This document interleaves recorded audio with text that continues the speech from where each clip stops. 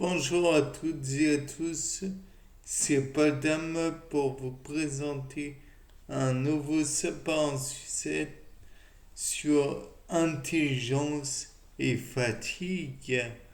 Oui, parce que vous n'êtes pas sans savoir. Il y a 8 formes d'intelligence.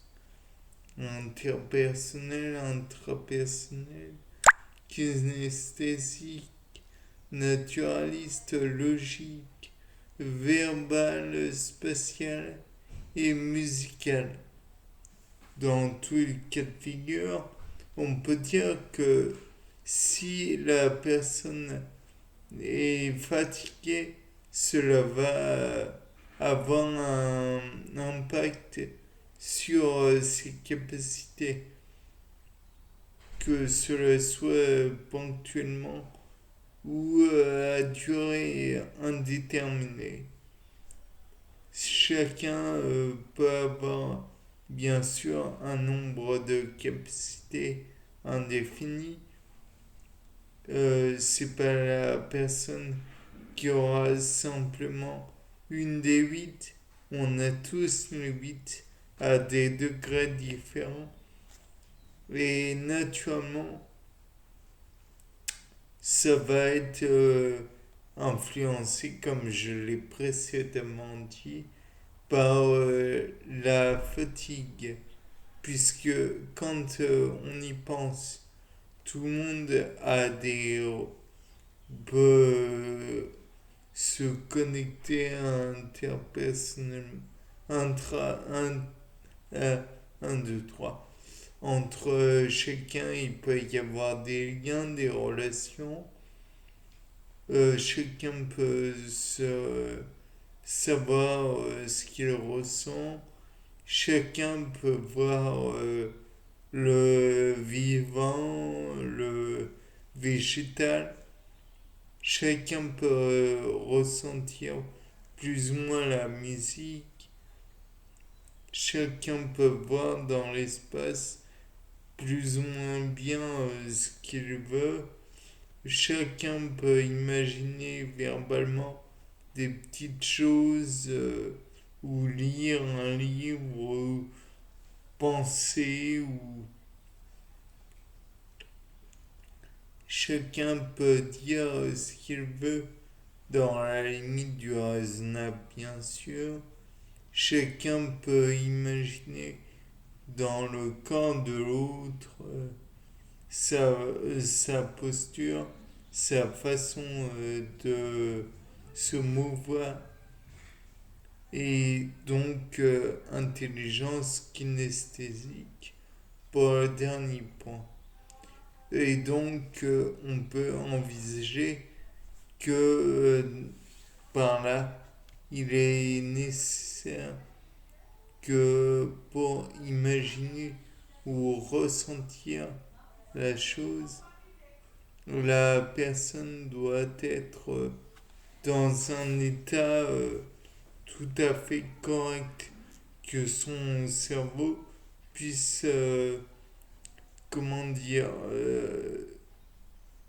faire la totalité de son fonctionnement sans être ennuyé par quelque point que ce soit.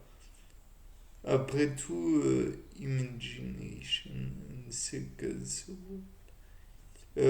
comme disait Albert Einstein, tout le monde est intelligent, mais si vous passez un, votre temps à faire savoir, à juger un poisson sur ses capacités à grimper aux arbres, alors il sera toujours considéré par vous, du moins, parce que l'intelligence est relative, la personne qui la juge aussi, comme étant un incapable, un être stupide. Mais encore une fois, pour juger de l'intelligence d'une personne, il faut que cela soit, comment dire, extérieur. Mais y a-t-il des critères objectifs à cela? De plus, le fait est que si on réfléchit bien, il est impossible de faire de l'intelligence ou preuve d'intelligence si l'on n'a pas d'attention. Or, l'attention est baissée si on est fatigué. De plus, l'attention toujours est baissée si on est embrouillé. Et donc, ça nous fatigue aussi.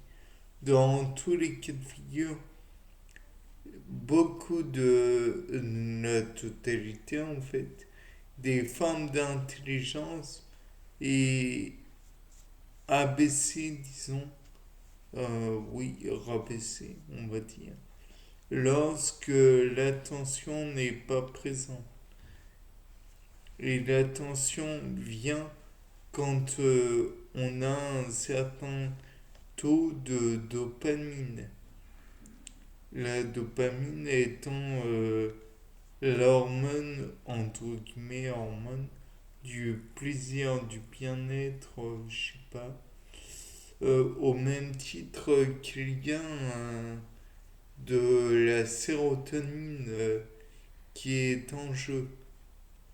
Si en revanche votre taux de glutamate, donc qui est souvent dans les cas, enfin, souvent, comment dire, souvent dans les cas de douleur, enfin bref, alors on peut penser que la situation est déplaisante, donc on fera moins preuve d'intelligence. Supposons qu'une personne réfléchisse à un problème logique et qu'en même temps elle ait du mal, des douleurs, alors on pourrait envisager qu'elle ne fasse plus preuve d'intelligence. C'est bien sûr très rapidement dit, mais bon. Par exemple, je suis quasiment sûr, donc à faire en expérience, que si l'on fait par exemple vivre un labyrinthe à des souris, quelles qu'elles soient, mais normalement, et que l'on fait vivre un même labyrinthe à des souris et en même temps on les fatigue plusieurs fois auparavant mentalement ou on leur met une musique qui leur déplaît ou un bruit qui leur déplaît ou même les deux, alors on peut envisager que logiquement leur façon de se repérer dans le labyrinthe sera impactée. De plus, si on réfléchit bien, euh, dans les intelligences, il y a l'intelligence verbale. Envisageons que par l'intelligence verbale, dans l'intelligence verbale, on fasse un discours écrit, donc qu'une personne devra lire par la suite. une autre personne devra lire par la suite, qui soit totalement, comment dire, dégradant, insultant, et qu'on le répète plusieurs fois.